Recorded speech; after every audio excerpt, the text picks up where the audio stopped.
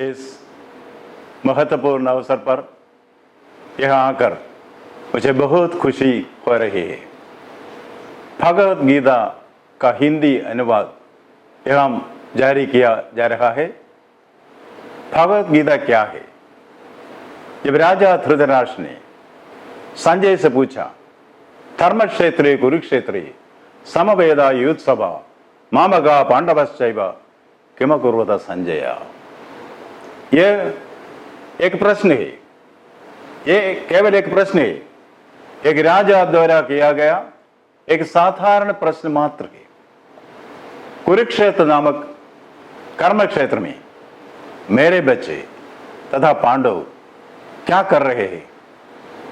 यह एक प्रश्न है, लेकिन प्रश्न का उत्तर सारे ब्रह्मांड समस्याओं की उत्तर है। व्यास ने ही किया है।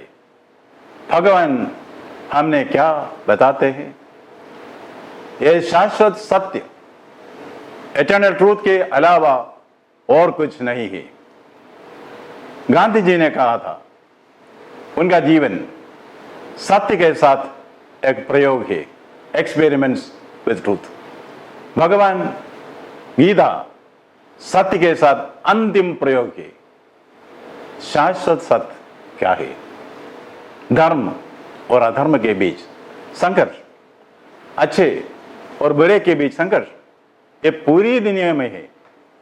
सभी महाकाव्य, चाहे वो इलियड या ओडिसी हो, चाहे वो गिलगामेश हो, चाहे वो रोम और ग्रीस के महान महाकाव्य हो, सभी धर्म और अधर्म, अच्छाई और बुराई के उनके विषय से संबंधित है। वहां सबसे महत्वपूर्ण आकांक्षा यह है कि ईश्वर जिसकी रक्षा करते उसे कोई मार न सकता। परित्राणाय साधूना विनाशाय च दुष्कृता धर्म संस्थापनार्थाय संभवामि युगे युगे। यही आशा की किरण है जो यह पवित्र ग्रंथ भगवद गीता आपको दे रहा है।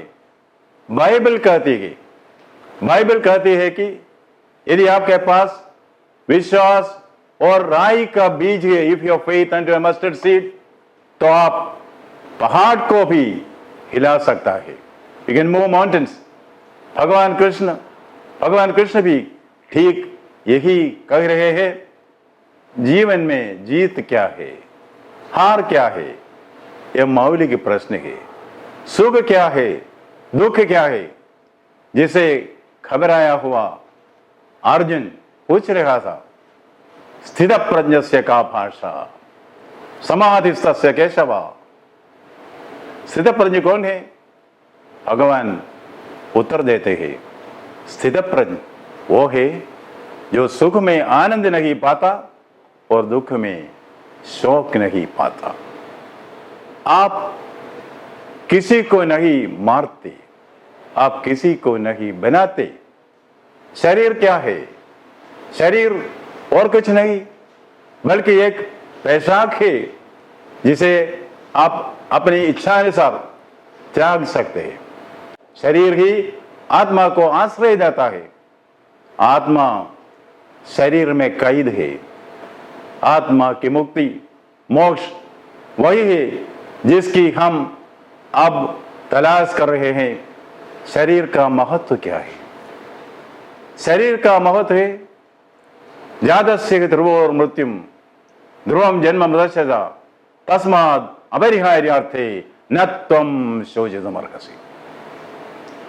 जिसने जन्म लिया है उसकी मृत्यु निश्चित है, और जो मर गया है उसका जन्म निश्चित है। जातस्य ध्रुवोर मृत्युम ध्रुवम जन्म मृतस्य तस्मात् अपरिहार्यार्थे न त्वं शोचितुमर्हसि। अतः अपने कर्तव्य के अपरिहार्य निर्वहन में तुम्हें शोक नहीं करना चाहिए।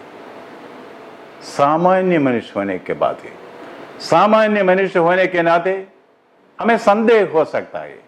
मैं अपने शरीर को छू सकता हूं, मैं अपने शरीर को महसूस कर सकता हूं, मैं शरीर का अनुभव कर सकता हूं, मैं आत्मा को नहीं देख सकता, मैं आत्मा का अनुभव नहीं कर सकता, मैं आत्मा को छू नहीं सकता, वो क्या है?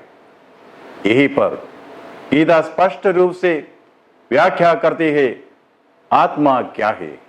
नयनम छिंदन्ति शस्त्राणि, नयनम छिंदन्ति शस्त्राणि, नयनम दहति पावकः, न चैनम क्लेदयन्ति आपो, न शोष्यति मारुतः।